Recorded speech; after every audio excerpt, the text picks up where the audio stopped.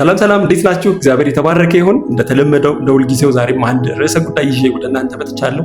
ይሄው በየአብያተ ክርስቲያናቱ እድሜን ሳይለይ ጾታን ሳይለይ የተለያየ ቡድንን ሳይለይ የሚጸለይ አንድ ጸሎት ልንገራችሁ፣ ላስታውሳችሁ።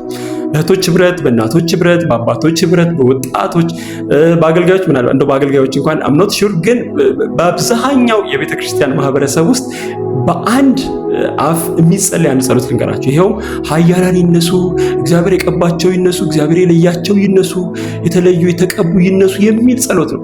ነገር ግን ከዛ በኋላ እግዚአብሔር ይሄንን ጸሎት የህዝቡን ጸሎት ይሰማና የልጆቹን መንፈስ ማነቃቃት ይጀምራል።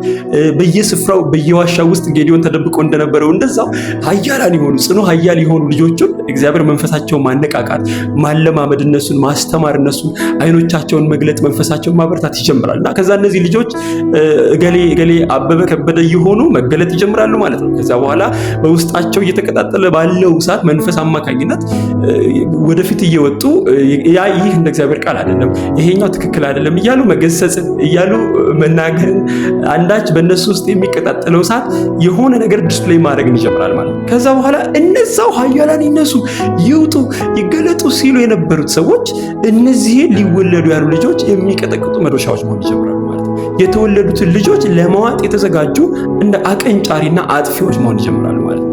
በተለይ በዚህ ስራ በዋነኛነት የሚሳተፉት የቤተ ክርስቲያን የሙሉ ጊዜ አገልጋይ የሚባሉ ሰዎች ናቸው። እኔ አይ ቴል ዩ ዲስ በእውነት በንጹህ ልብ ነው የምነግራቸው።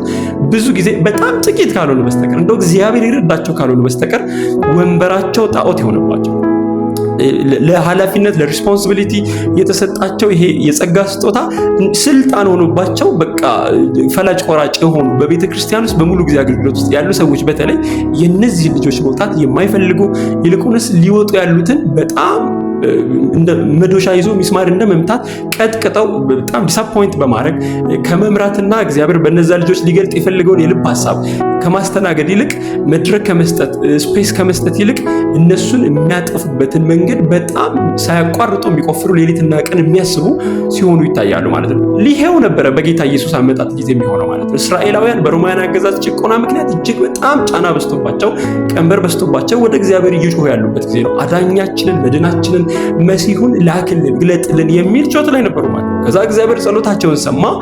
ከዛ ከአንዲት ድንግል ከማርያም ያንን ህዝብ ሁሉ ሲጮለት የነበረውን እግዚአብሔር አስቀድሞ ተስፋ አድርጎ ለእስራኤላውያን እንዲሁም ደግሞ ለዓለም ሁሉ የሰጠውን ጌታችንን ኢየሱስ ክርስቶስን በወገኖቹ መካከል እነሱን አስመስሎ በጣም ትሁት አድርጎ ገለጠው ማለት ነው። ያን ጊዜ እነዛው ካልተገለጠ ካልመጣልን ሲሉ የነበሩት ሰዎች የህይወትን ራስ በመስቀል ላይ ገደሉት። እግዚአብሔር በዚህ ዘመን እንዲያድነን በጣም ጸልያለሁ።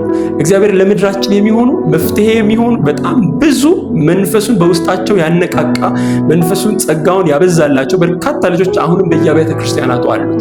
በተለይ የወጣቶች እንቅስቃሴ በፍጹም በአብያተ ክርስቲያናት ደረጃ የሚወደድ አይደለም ማለት ነው። ስለዚህ በእውነት ይህንን የምትሰሙ ሁላችሁ ለሀገራችን ፈውስ እንዲሆን፣ ለቤተ ክርስቲያናችን መነቃቃት እንዲሆን፣ ለህዝቡ ወይም ደግሞ በጨለማ ላለው ህዝብ ብርሃን ማየት ደህንነት እንዲሆን በተለይ እረኞች መጽሐፍ ቅዱስ ላይ እንደሚናገረው ጌታ ኢየሱስ ለጴጥሮስ እንዳለው በጎቼን አሰማራ፣ ጠቦቶቼን ጠብቅ፣ ግልገሎቼን አሰማራ ብሎ እንዳለው በዛ ስፍራ ላይ በዋነኛነት የተቀመጣችሁት የጸጋ ስጦታን ጸጋን ለመለየትና በሚገባው ስፍራ ለማሰማራት እንደውም ክፉ ዲያብሎስ ዞሮ ያንን እንዳያገኘውና ብርሃኑን እንዳያጠፋ ለመከላከል ነውና ይህንን ስራ በብዙ ትህትና በእውነት እግዚአብሔርን በመፍራት ደግሞ ነገ በክርስቶስ ፍርድ ወንበር ፊት በቆማችሁ ጊዜ የማታፍሩበት ይልቁንስ የሚያሸልማችሁ እንዲሆን ጸጋን እንድታነሳሱ፣ ጸጋን እንድታቀጣጥሉ፣ እሳትን እንደሚያቀጣጥል ብሎ እንዳለ ጳውሎስ እንድታቀጣጥሉ፣ ጸጋ እንዲገለጥ እንድታረጉ፣ መስመር እንድታሳዩ፣ መሪዎች እንድትሆኑ በጌታ ፍቅር አሳስባችኋለሁ። እግዚአብሔር ይባርካችሁ።